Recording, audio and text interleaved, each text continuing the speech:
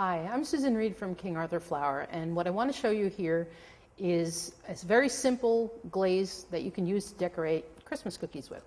It's easy to do, it dries nice and hard and shiny, and it's simpler than making a royal icing.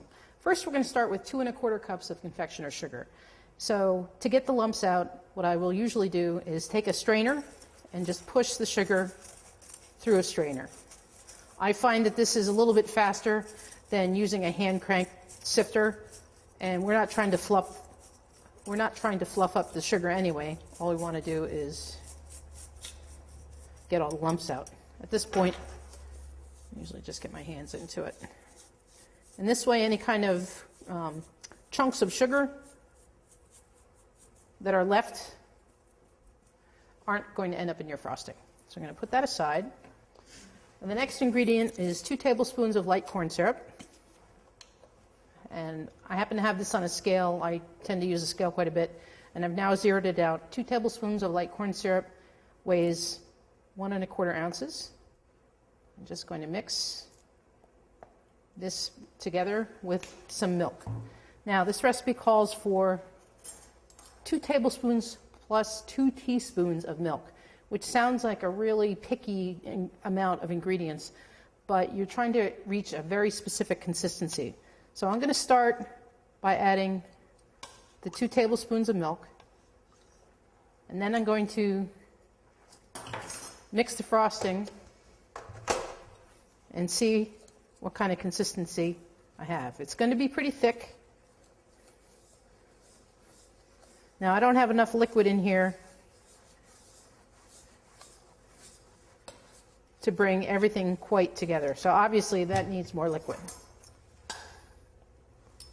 I'm going to switch to the teaspoon right here and add 1 teaspoon and a shy 2nd teaspoon.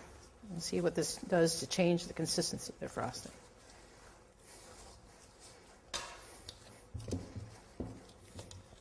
Now, it seems really thick, and that's okay, because you can always add more milk, but you can't take it back out again.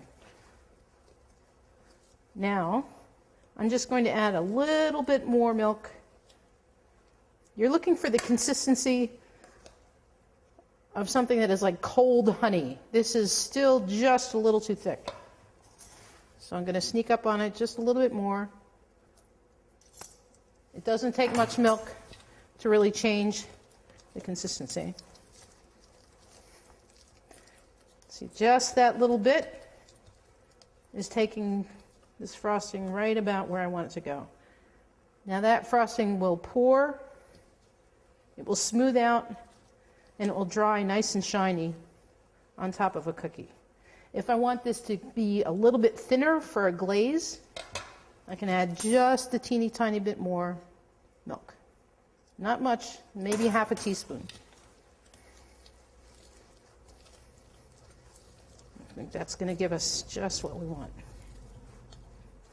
Now, if you want to color this frosting to paint cookies with, I recommend having small food storage containers just like this, and you can divide the frosting into the containers and then mix the colors into each one. And the lids are very handy to keep the frosting from drying out.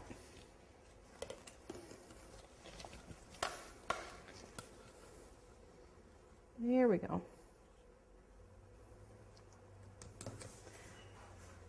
One good thing to know is that sugar acts as a preservative, so you don't necessarily have to refrigerate this. There isn't enough milk in it that the milk is going to turn sour. The sugar will keep it from going off. You can keep this at room temperature for a few days while you're working with it.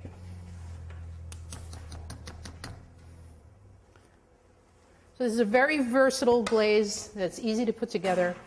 Just be careful putting the milk in. Now you're ready to go.